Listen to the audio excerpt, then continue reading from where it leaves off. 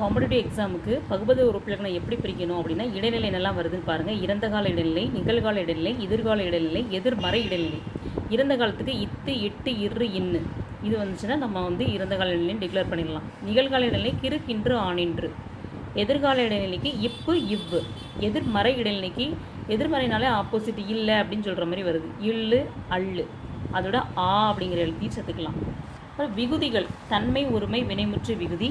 அதுக்கு தன்மை ஒருமை அப்படின்னா என்னதுன்னா என், ஏன், அள், அன், பூ, டூ, தூரு இதில் எல்லாமே இன் இன் இன் சொல்லி வரும்.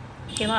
தன்மை பன்மை வினைமுற்று விகுதினா என், ஏம், அம், ஓம் அதே மாதிரி தான் எழுதணும். சேம். அதில் ஃபஸ்ட்டு தன்மை ஒருமையில் இன் வரும், தன்மை பன்மையில் இம் இம்மா வந்துடும்.